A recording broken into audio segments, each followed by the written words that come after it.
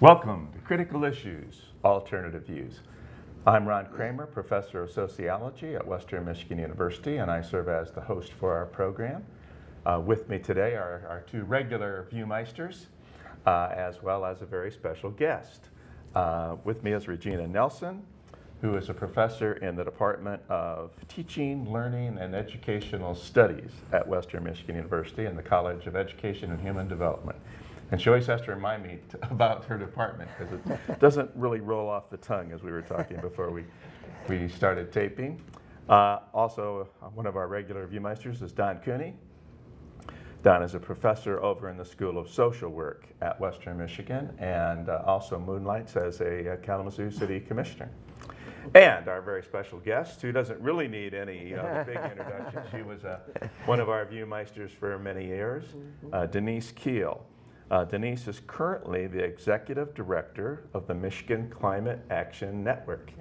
And so thank you, Denise, for joining us today. Our topic today, we want to talk about the Inflation Reduction Act, especially all the climate provisions that were in that particular act. But first of all, tell us a little bit about how your job's going.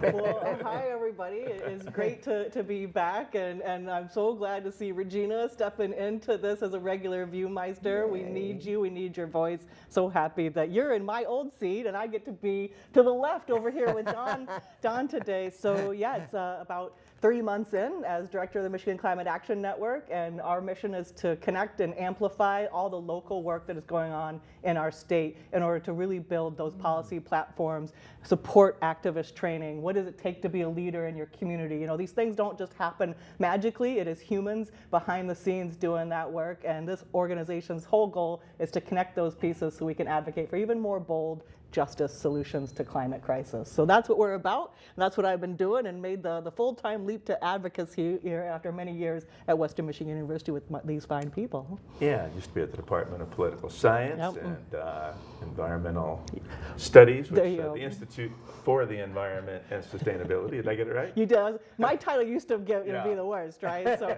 political science and environment and sustainability, and leading, of course, our climate change working group that I know Ron and others will be continuing, and of course the Kalamazoo Climate Crisis Coalition here in Kalamazoo. So I got to give up a lot of jobs to do one big advocacy job and doing some state level organizing. It's been a lot of fun so far. Which makes you the perfect person to be here today to talk about the Inflation Reduction Act.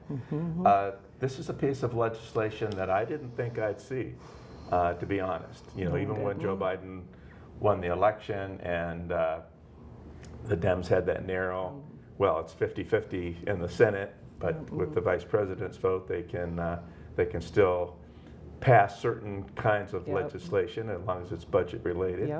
But I still didn't think, because of Manchin and Sinema and some of their opposition, and you know, there was a lot of back and forth about this particular bill. But miracle of miracles, we do have a bill that's a pretty strong climate bill. It's not perfect. It's not everything that we need, probably. We'll spell that out today.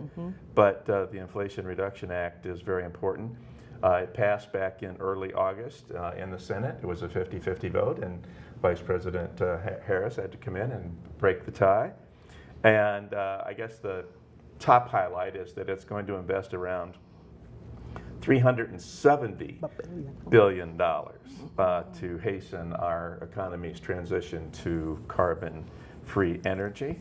The hope is, I mean, the projections are that it will reduce greenhouse gas emissions 40% below the 2005 levels by 2030, which isn't that far away.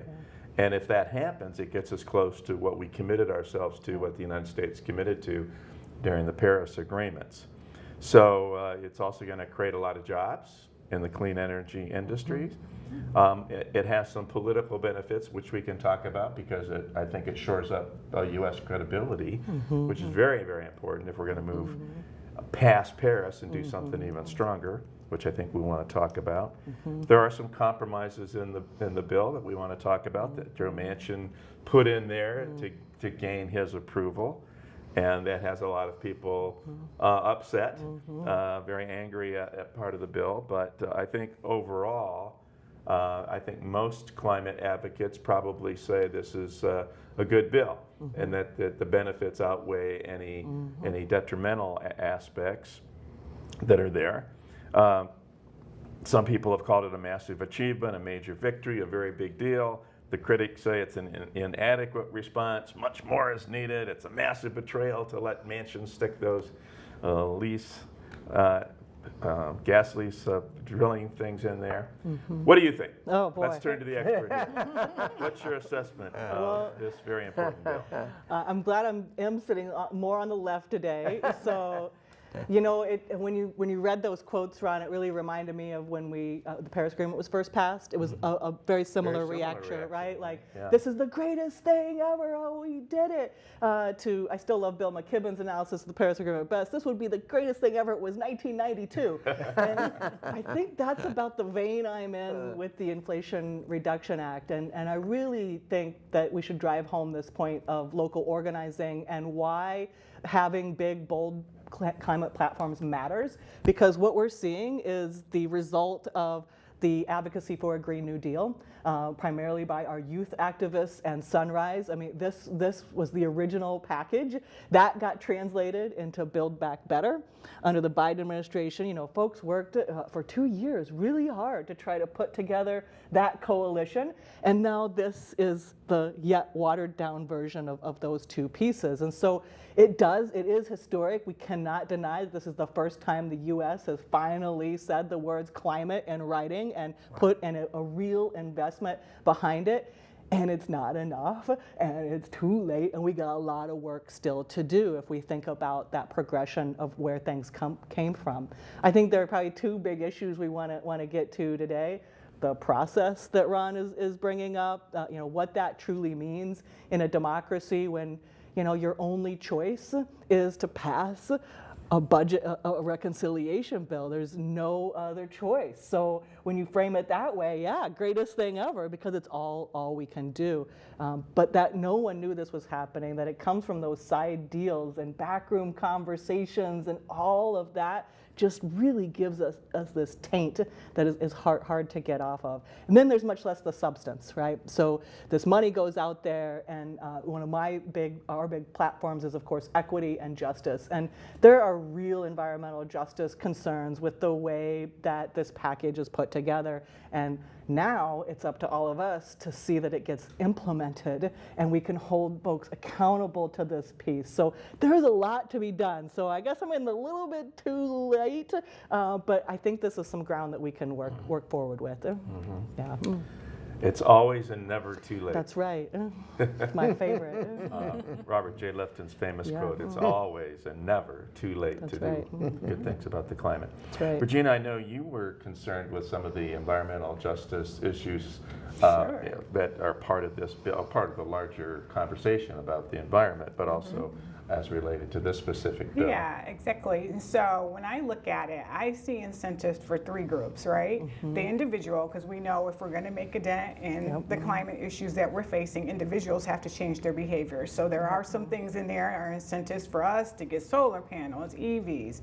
There are incentives for cities and municipalities to invest in this, and as well as corporations too. So for the first time, we're really saying corporations, we are going to hold you accountable to do some things, and there's some incentives for you to do that. And we're also going to tax them. Exactly, exactly. And so when you look at that holistically, do you think we have a chance of really meeting our goals if all of this is enforced?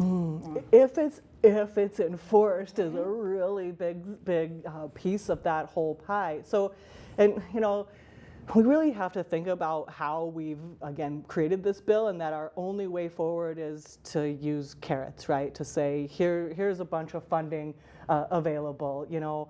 I mean, we've all worked on these issues many years. Don has worked on the Kalamazoo River and the Superfund site here in town, and I'll never forget, you know, Don, you probably don't even remember saying this, but at one point, the responsible parties were finally gonna, you know, pay up $50 million, and should that go into a trust or should it go to Lansing? And Don said, well, let's send it to Lansing. What could go wrong? And it sort of feels a little bit like that to me. So what could go wrong? Plenty of things could go wrong.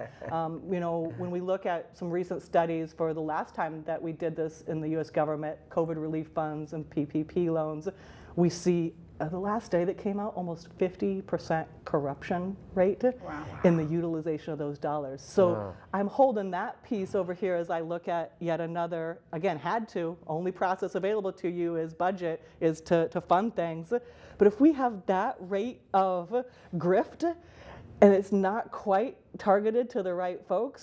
So right now, John Podesto is supposed to be in charge of an implementation. What could go wrong? You know, I keep sort of thinking that through, and that's why I do think there'll be a huge role. No one right now that I talk to, even in my new role at the state, can tell me exactly how we apply, how do we get the money is what people ask me every day, and there isn't a process out for that yet. And so I think we're going to have to be really vigilant, and that's going to take a lot of people really paying attention. This bill is like 700 pages long. I mean, there are details in here that even us policy wonks don't fully understand or grasp yet, much less figure out how to get that in the right hands without so much going to the folks who might not need it. And so James Hansen, of course, everybody in the climate world knows James Hansen, famous NASA scientist who first started calling the alarm for climate change in 1988, right? You know, he thinks the estimates are way off, of course, and so the best estimate that we have is the 40% reduction in emissions, and that's if everything went right. We spent all of that money in the, right? Again, what could go wrong? And I keep thinking of that saying. So if we think about that, we know that some inefficiencies are going to occur, no matter how vigilant we are. But James Hansen takes a really cynical view and thinks only about 15% reduction in emissions from that 40% figure. And people are all over the board. Yeah. But until we hold it accountable and we really work with, so I've been telling everyone, I think the way that this will work in Michigan is money usually flows to your county level, and then we really have to be working at that level to make sure that the projects that we know in our communities that are going to be impactful are the ones that we're getting done. So it's a huge if for the accountability and the enforcement piece, and going to be a huge lift for groups all over the state and the country trying to get these dollars. I know. Yeah. Well, let's talk a little bit more about the process. Don, you've been involved in government for quite some time. What's your take on this? I mean, you know how difficult it can be behind closed doors, negotiations, trying to get something passed when you've got massive, powerful opposition. Yeah, right. So one thing that I always try to keep in mind is that the best is the enemy of the good. So we got to do something here, and we got to get it done. But at the same time, we can't say this is enough. We got to keep pushing for these things. You know, you talk about spending the money. We have this money, COVID money, comes into the city. And there's like 300 pages of regulations about how to spend that money. And, you know, we had great plans here, and then they tell us, well, no, you can't just give the money to those groups. So we had to go through a whole bunch of hoops just to get the money that we were using for summer programs for kids through the hoops. We did eventually got them. We spent $2.1 million on summer programs for kids. The thing that I'm very concerned about is the movement. Where are we going in the movement? The consciousness. A friend of mine is an emergency manager, and he was telling me that he was at a state meeting of emergency managers, and the person who was speaking to them in one of the sessions said to the people, the emergency managers in the room, you see what's happening now with climate change. This is just the beginning. This is, where do you see down the line what's going to happen? And a third of the room walked out. They didn't even want to hear it. So we still got so far to go in trying to create that consciousness about the important. Because politically, the only thing that's going to move it is when people demand that it move. And that's why your work is so very, very important. But that's the issue. It's mobilizing people, which is just what you're doing, to get. And then the election. The election that's coming up is so important. Well, they're all so important. But I know that people are already organizing around this. There's people on the campus organizing around. One of my students who just graduated just got a job to organize campuses around. That kind of work. The decisions that are made out here, back here, is where those decisions are so important. Yeah, I mean, I think, talking about the politics of all this, we just have to point out that the Republican Party is an extremist party. Yeah, right. There is no other, I think any society probably needs to have a conservative political party to, participate in the dialogue and the governing process. But there's no other conservative party in the entire world that is anywhere close to where the Republican Party in its current composition is here in the United States. Yeah. They are just such extremists on almost anything. And Joe Biden, you even used the word fascist, right? We almost have to say that they're operating, at least the Trump wing of the party is operating like that. But even, look at this vote. 50 Republican senators, every single one of them voted against this. Don't these people have children? Don't they have grandchildren? Don't they? Yeah. They're all smart people. They should be able, most of them, should they be able to see what's happening in California, with the storms that are taking place in the Gulf and other places? It's so obvious that this is a clear and present danger to our country and to the future of their children. And yet, because of the extremist politics of the party, they cannot bring themselves to vote for even this bill, which is not the most radical bill ever. And Joe Manchin opened the door to allow them to say, well, I think I can go for this. It's not too radical, and it does have, these other provisions that are friendly to the fossil fuel industry. But they couldn't even do that. Right. And Mitch McConnell had on lockstep. No, you can't vote for anything related to the climate. And that's our issue. That's our problem. And there's, the only way around it this time was because of Vice President Harris, and the fact that it was a budget reconciliation bill. If it's other kind of legislation, we need 60 votes. Yeah. We ain't getting 60 votes, not with 50 Republicans in the Senate. So I don't know, that we have to get that out on the table, because that's part of our problem here in the United States in particular, and trying to do something about this issue.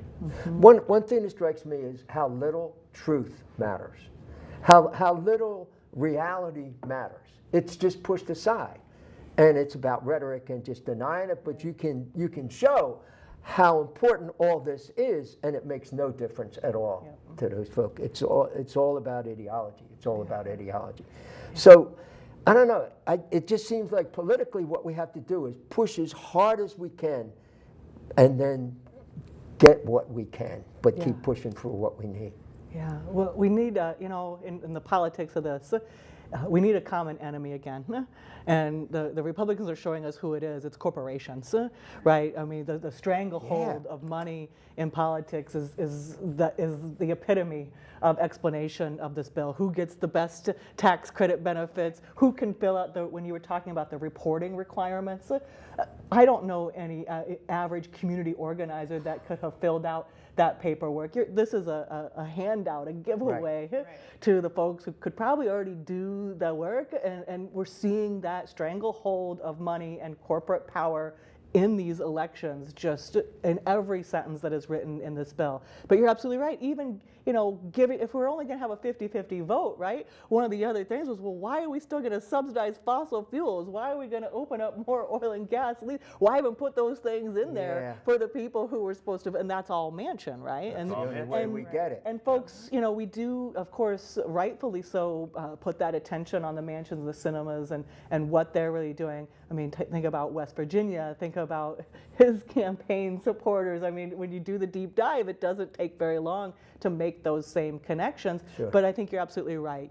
I do always try to say there are 50 other folks, Republicans, that are never going to vote for this. And so what is that about? Even when there's, like you said, a package that gives some of those fossil fuel things that they might like, But on the other side, the bill is all about things that have huge conservative Republican support, or at least should have, if you're thinking about a common sense conservative party and the need perhaps for that argument in civil society. I mean, rebates like this and tax rebates and efficiencies and those kinds of things are wildly popular, like over 80%, even among the most conservative Republicans. So for them to not vote on that, even though that is where their base is, shows you that truth doesn't matter. No. The climate impacts don't matter. I totally understand what that emergency manager is saying. We had the storms a couple weeks ago, even here in Michigan, threw out power. You know, all of our friends across the state didn't get to start school that day. They were stuck in their cars in floods all across. Doesn't matter. What matters? Getting reelected and keeping that money train flowing. And we have to break that monopoly up. And it's people power that I'm convinced. That's our theory of change. Is the only way that's been done before, and the only way we can move forward. And we got to get some of these Republicans out of office, change that whole dynamic of the capture. It's truly capture by corporate interests. Yeah. And particularly the fossil fuel industry. Absolutely. And the fossil fuel industry is the enemy. This is what Bill McKibben has been saying for a long time. No industry has ever done anything as horrible, as destructive as this industry has done on many different fronts. And the industry has made some feints toward change. And, you know, we don't have the kind of outright denial that we had earlier, right? I mean, for a long time we had just literal denial, right? This ain't happening. And then, of course, it switched over to interpretive denial. Well, maybe this is happening, but you know, here's some of the other reasons for that, and here's the ways we can manage it. And now there's kind of a new, softer form of denial where they engage in all this greenwashing advertising, trying to convince us how, you know, environmentally responsible they are, which is not true in the bottom line. And then, of course, there's also this kind of corporate-based deflection, right? Well, it's your fault. You know, you demand so many things that require energy. It's your fault. It's your fault. It's your fault. You know, it's not our fault. It's your fault. You guys got to change your lifestyle. You got to reduce your consumption. You gotta act differently. That's why we have this problem. It's not our fault. We're only, you know, making billions of dollars by extracting and marketing these things to you and advertising to the hilt to convince you to buy these things. But it's your fault because you're hooked by our advertising and you keep buying our products. And again, this is Michael Mann's point. The new climate war is that there's a new, softer form of denialism that's out there. And again, the purpose is to take the fossil fuel industry off the hook, and it's working. It is. So I'll give a huge shout out to the Michigan Environmental Justice Coalition. They're just an incredible group. We are, Michigan Climate Action Network is proud to even sit on their steering committee and try to align our work with theirs. And they have a great report and nice language and messaging around what's called false solutions, which is the equivalent of the Michael Mann, the soft denial, the delay tactics, right, that we see now. Because we don't see a lot of outright denial, although I do still see a little bit of that, I have to say. It's kind of interesting. But we're really in this sort of other phase, and I love this term false solutions by the Environmental Justice Council of Michigan, again, because there is a lot of that in this bill too. And so when we think about carbon capture and sequestration and all, there's so much money in there for these technologies and unproven technology. Folks, we have no idea how to do this, okay? Just in case anyone out there is truly wondering, we do not know how to do this at all. And there's, you know, that those kinds of monies made it into this bill shows you again the power of the fossil fuel industry, because who's going to use that? Who's, you know, their argument is, well, we own all the infrastructure, you know, and now they'll even say things, utilities will say things to me like, well, we've waited so long now that you have to rely on us and our infrastructure. What? You know, and that's the outcome here. But these are unproven technologies that we're given a lot of money to that really do exactly this insidious delay tactic of, well, we can still keep burning those fossil fuels because we're going to just be able to suck them out of the smokestack or the air, Denise, and then we're going to bury them under the old salt mines of Michigan, and it'll all be okay.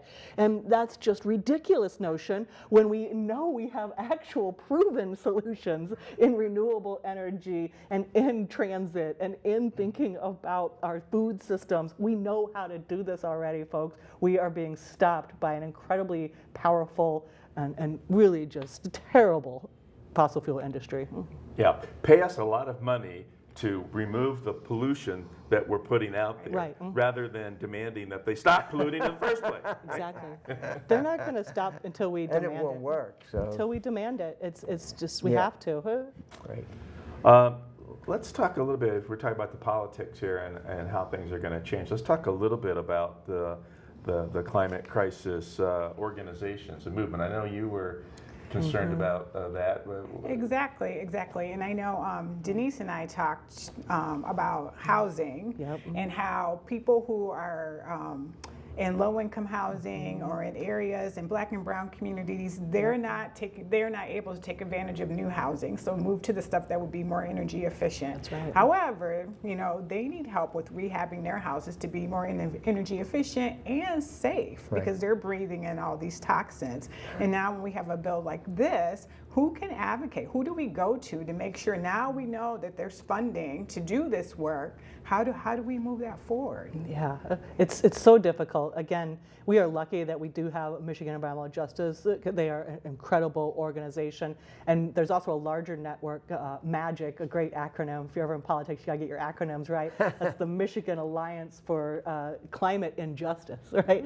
So like turning those phrases around and thinking about how we align these movements. And so, environmental justice really came up as its own piece, aside from the broader environmental movement, which has been mostly white-led, and thinking about open spaces and preserving lands and all of those kinds of reasons. And really, it wasn't until the 1990s, of course, that the urban environment is part of the environment, and humans are part of the environment, and we need this. And of course, Bill Clinton signs an executive order saying all of the agencies will include environmental justice in their decision making. And we need to give a shout out to sociologist Robert Bullard, Thank you. who is the father of environmental Thank you. justice. There you go. Okay. But it really hasn't happened yet. So even in my position today, most of the mainstream environmental groups will see a lot of the environmental justice piece as either oppositional, because they're going to come out against an Inflation Reduction Act, much like my own organization walked this line of, this isn't doing it for justice.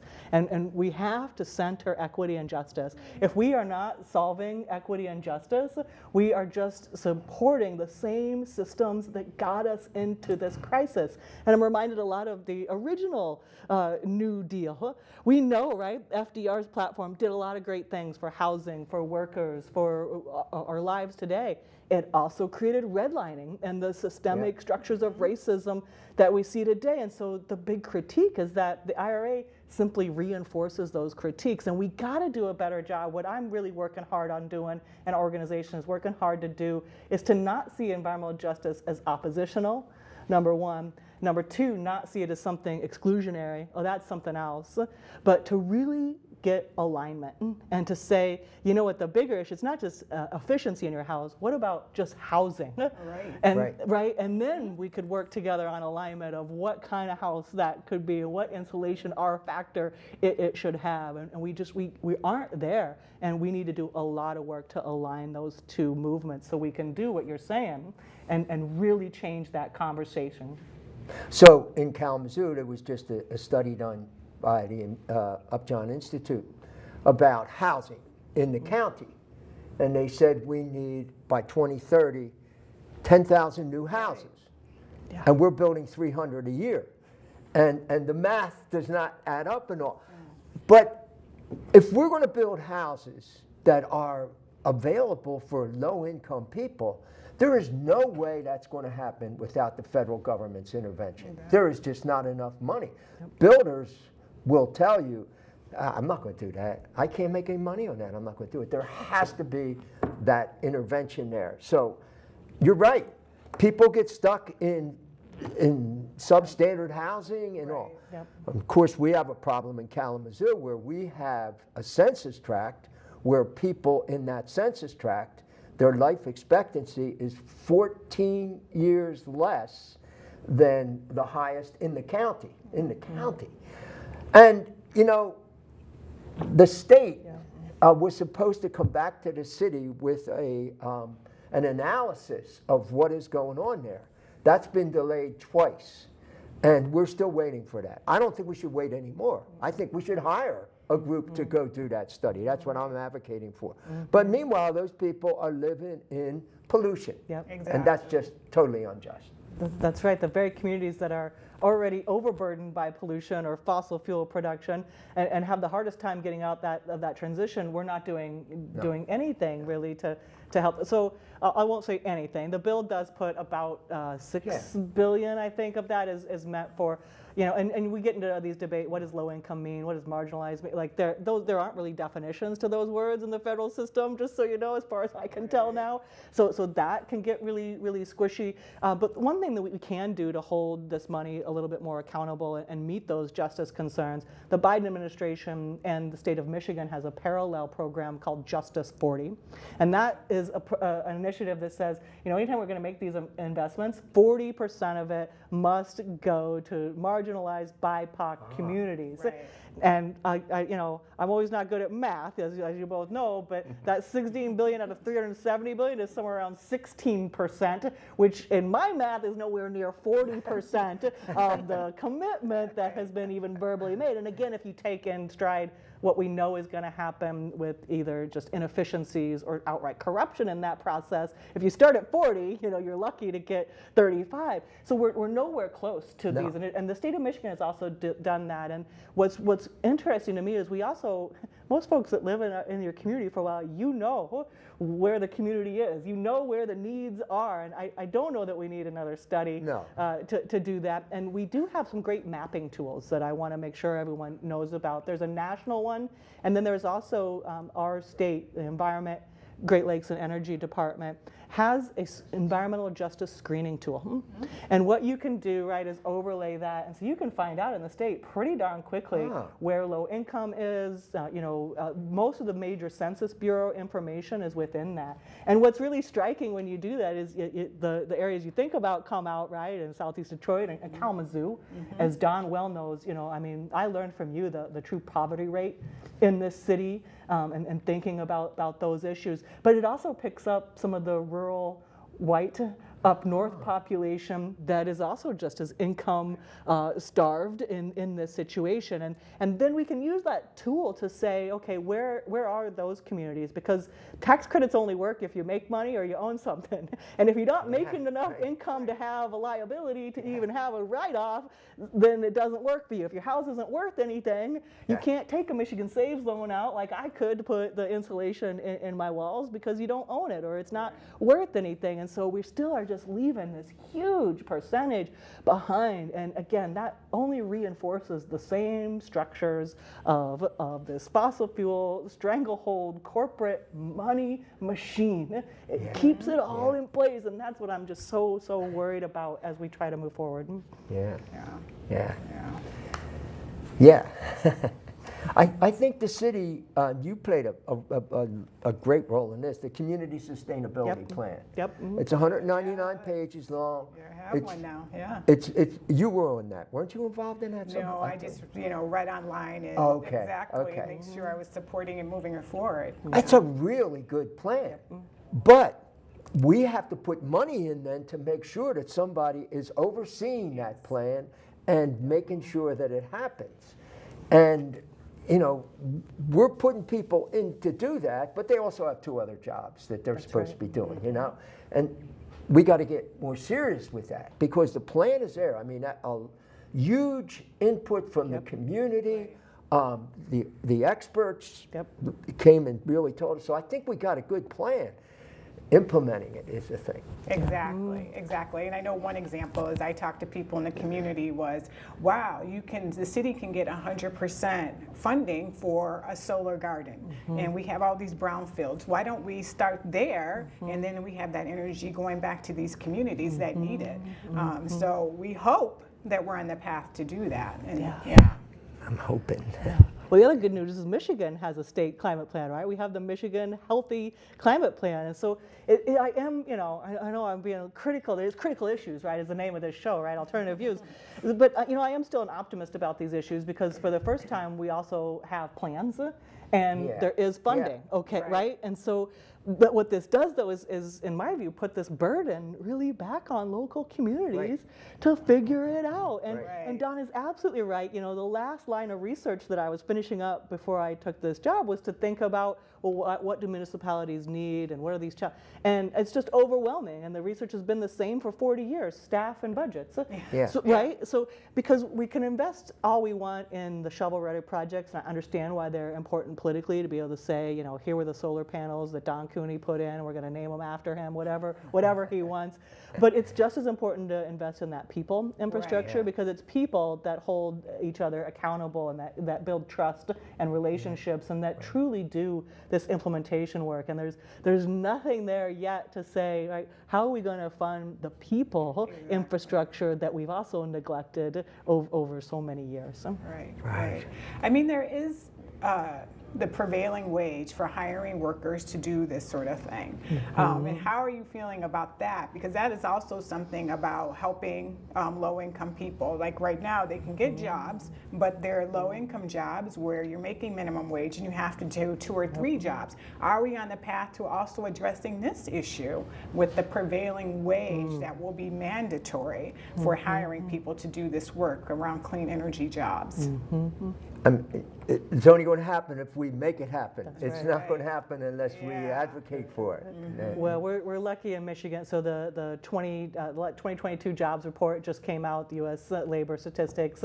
So Michigan is #1 in advancing clean energy jobs. Wow. I know. And there's still a huge gap because I talk to, again, people every day, thinking about those rural areas too. I know, we focus a lot on the urban environment, but the rural areas, we have folks on propane out there, and there's no one, that can come out, and there's not enough people that know how to do solar still, that know how to really do these heat pumps, that can come out and give the true analysis. You can get the salesperson out, they'll come out and pitch it to you. But there's no one to actually do the analysis and tell you where you should place it and how many megawatts you need and all of that. We have to be training a workforce here, and that's why I say this whole really, where we're at with the Inflation Reduction Act, we should look at that in the context of the Green New Deal. Jobs, justice, environment, right? Build back better, jobs, jobs, jobs. And the IRA puts all the money out there, again, with no process or really lens towards what we're saying about what does it take to get it there? We're gonna trust some of these corporations to get it right when we know we need. I was talking to the electricians union the other day. They estimate that they need like a 300% increase in electricians in the state to even be able to implement the climate plan that the state of Michigan has, folks. Wow, to me that's an opportunity that.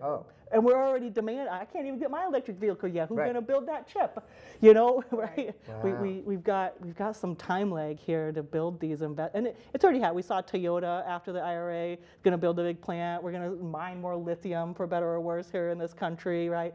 To do some of those things, but it takes a while for those plants to get up to speed. It takes a while to train and retrain a workforce to even be able to utilize that funding, right? And I think politically this is such a good issue for the Democratic Party to be pushing, right? And to give Joe Biden credit here, when he talks about climate, he's always talking jobs, jobs, jobs. That's #1 thing out of his mouth when he's talking about climate. It may drive some climate activists a little crazy, but it's jobs, jobs, jobs. But I think as a savvy politician, he's on to an important element here.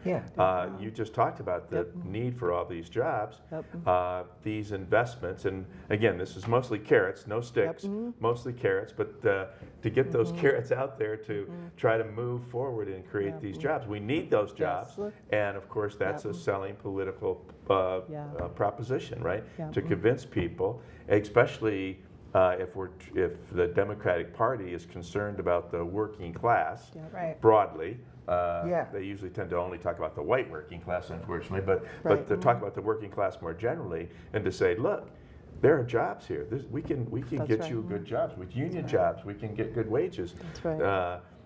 dealing with the climate is not doom and gloom as the Republicans try to picture it. That's right. It can have a very huge impact economically on your life if we do this right. Yes. And that's the thing, to do it right and to get that money to where it needs to go. I called a solar panel company in the beginning of August to get solar panels on my head. And they responded to me that they could not guarantee that they would have it by the end of the year. That's right. By the end of the year. Yep. 4 months. That's they, right. They said, well, Yeah.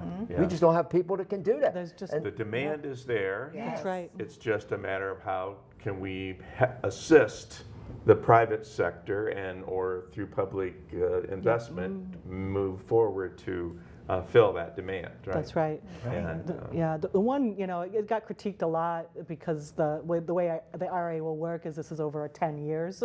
But that's actually an okay thing because it gives us a little, we know we need to build that capacity, but that creates a certainty, right, for thinking about, okay, if I am a small company, I'm not able to take advantage of this yet, I can know that I can make some investments in where my company is headed and hire that next worker and send you back to whatever training we might need because I know that I can apply next year, right? So you've got 10 years of a little bit of regulatory certainty and funding there that should help some of the smaller businesses. But again, that's going to take on their own initiative, right? And we got to find some ways to better support this process and hold this process accountable in implementation and keep up with it and keeping track of it. Right. I know another critique about how this issue falls short is when we talk about workforce development. So when you have a family, if you work, you need childcare. Right. And there is nothing in here about childcare, and we're in such a childcare shortage right now. So it's, this is going to be an issue. Like if we want to implement this and make sure that we meet our goals, if we don't have the workforce because we don't have childcare, we fell short. So somehow we have to go back and figure out how do we add that funding to expand childcare to meet the needs of people. And that creates more jobs too. Exactly.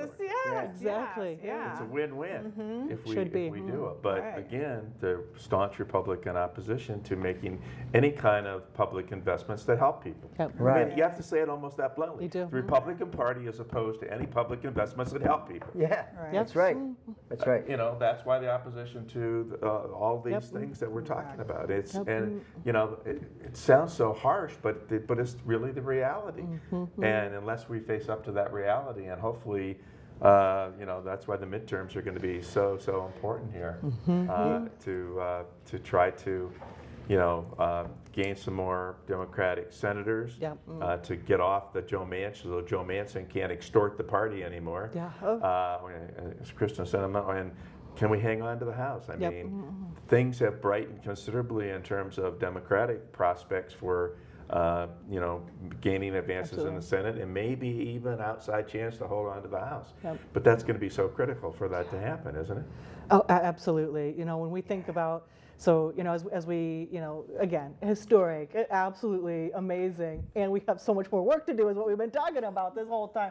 So, then, I try to go to, all right, well, what else are we going to need, right? And we first have to have a pro-climate majority to even do any of these things. So we got to be working on get out the vote. We got to be doing all of that work now.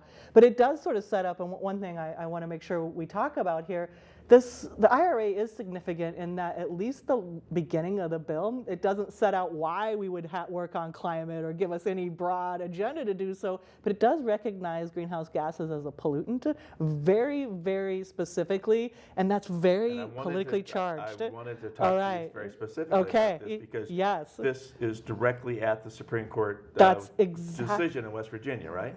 West Virginia's come up a few times today. I wonder what's going on with that, right?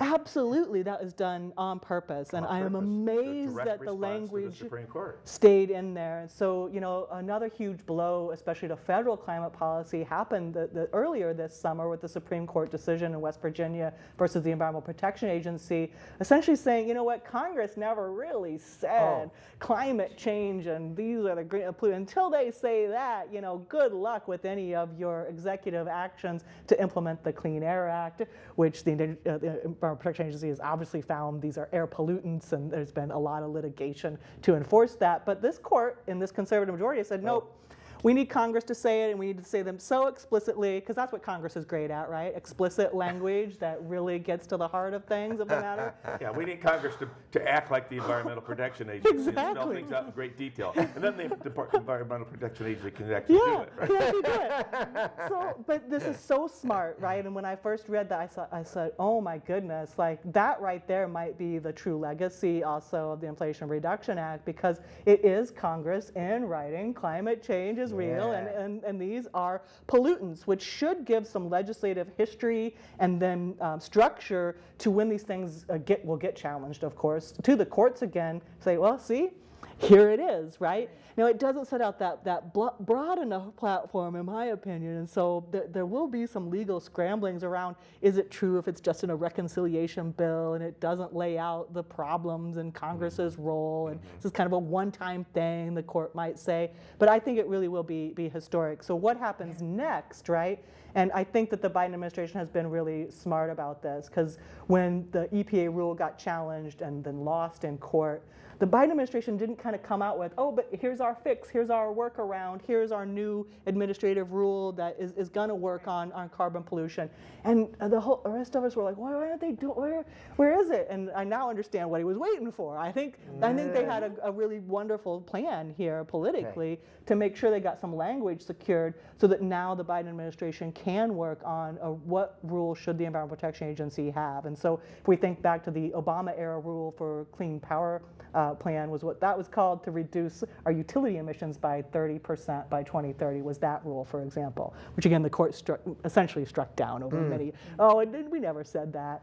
And now we have a chance to really make an even stronger stick, maybe some prescription, maybe some demand that at least utilities or other big sources, we know, right? It's 100 companies that are Ron's research proves this to us.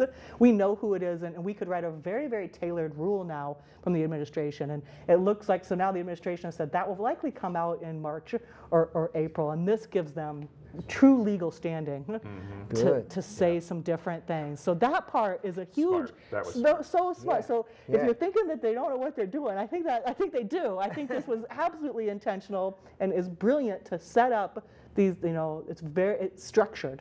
There is a plan here, and there are some building blocks now that are being put in place for us to make some other stronger prescriptive steps now in the future. And that, again, might be one of the enduring legacies of the Inflation Reduction Act. Great. I wanted to ask you about one other issue. There's been a lot of pressure on President Biden to declare a climate emergency. He has resisted doing that, and partly he wanted this to come forward and to pass and to be the first major step forward that his administration is going to take. What do you think about that? Should he do that? If he does it, how does it help or not help? What do you think about that? Yeah, so I do think he should do that. Put your political science. I know, right? I do think he should do that, and I also, I think that was one of the only warning signs we got when we thought really that all of the negotiations were just over. There was no way we were getting anything. I went home for the weekend like, okay, not gonna, and then all of a sudden, no, you're gonna have to write a press release about this thing that no one knew was happening. Some Schumer pulled the rabbit out of the hat. I'm trying to read 700 pages and say, what does this even mean, right? And this seemingly came out of nowhere, but a week or two before, when the deal seemed totally just off, nothing was going to happen, that's when groups really started, okay, what else can the White House do? We've got Biden in the White House. Come on, let's declare a climate emergency. And it seems like he didn't do that then because they knew they were courting Manchin and didn't want to stoke all of that. Again, though, it's back to this environmental justice piece of, those obstructionists, those oppositional forces, can't we just, all get along here kind of thing. But I think we're back to that now. I think that we probably could and should declare a climate emergency because it will give the White House and the administration more powers to utilize that executive action under. And that's really the key here, to free up some of the paperwork, some of the other pieces of how they can operate within the agencies. When you declare those kind of public emergencies, you're able to focus the problem a little bit and cut through some of the paperwork and get to some of these issues. I think it would be a fantastic vehicle to do what we're talking about with implementation and accountability of this Inflation Reduction Act, to say, we're in an emergency now. Here's all this funding. Guess how we're gonna control that and be able to add to it. So I do think there's some real reasons to continue to do that. The critics would say, well, emergency is a short-term thing, and we know we're looking at, this is not going away anytime soon. But it is very. Yeah. I mean, all the flooding, the fires, the droughts. I mean, how could it not be an emergency? I mean, we see it all the time out there, Exactly. Yeah, it would free things up. And especially when so many, the city of Kalamazoo, our county, has declared a climate emergency. We see that happening again from the local level up, building to, hey, no, we need help here. And, how do you behave in emergency? You prioritize the actions that take care of people in the moment. And that's, I think, what that messaging could also do, just as far as changing the conversation, right? That you were talking about earlier, calling it an emergency and no, it's not because you're charging your electric vehicle in California, right? Come on, that's not the problem here. There's a larger problem, and if we were to call that out appropriately, I think it would help change some of that movement space that we were thinking about too. Right. So David Wallace Wells, in his new column that he writes in the New York Times about the climate issue, after this passed, he had the first column was about the climate left, and that this is a win, in a qualified win, but a win for the climate left. Where does the climate left go now? We've got this bill passed. We're pushing for the climate emergency. We've talked a lot about what needs to be done, but from a tactical, strategic point of view, what does the climate left do next? How does it push forward some of the things we've been talking about today, other than focusing on the 2022 midterms and making sure the Democratic Party keeps it spinning. We've only got 5 minutes left, so you got to tell us what the climate. Take 5 minutes and tell us what the climate left should do. The climate left really should mobilize again at this local level. The money is out there. There's a lot of plans out there. The decisions will ultimately get made at your city commissions, at your school boards, at your local level institutions. And so I think the climate left has a real issue there to kind of bring it back down to decentralization. And the platforms, I tell you, a couple of the big platforms should be energy democratization.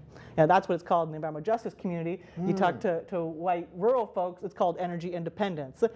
We might be very close on something like that, which means really taking away the structure of a utility or any private ownership of what is otherwise a free resource known as the sun and the wind, right? That we monetize and capitalize a resource that hits us all is really just a fundamental piece that I think the climate left will pick up, and that's why I think that can really only happen at that local level, because we know where those good areas are that have solar and where it should be sited, right? We're going to have siting controversies, I think, over these issues, and if we don't shore up local support now to be able to truly do community-owned solar, that's where the climate left is headed, to just cut out the middle person in all of this, to own our own power in many different versions of that definition of power, right?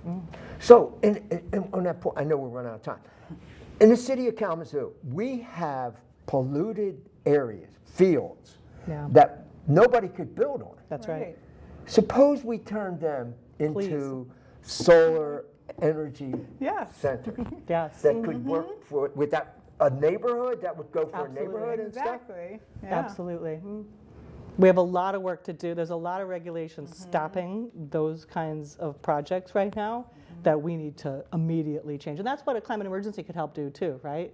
Saying you got to have the right people in office to fulfill these things, of course, as Don is saying, but we could really shore up some of that end run game to say, look, we know it's a Superfund site and we got rules here. We got to be using it. We got to be using everything we absolutely can. Right. And talking about the local focus, the conservative movement really focused on this. That's right. Starting in the 70s, they really worked hard on creating that kind of a base, political base in local communities, running people for school boards, and they're still doing it. I mean, in terms of the climate or the culture wars, what's been happening, attacking public schools, running people for the local school boards, trying to, you know, defeat certain kinds of progressive initiatives in the schools.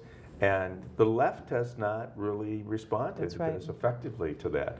So we have 2 minutes left, Denise, and I told you that I was going to tell you to tell people how to get involved. So I think that's a good segue there. Yeah, we need people to get mobilized and get involved. How can they do that? How can you help them get connected? We absolutely need that. That is where the revolution that will not be televised will be happening.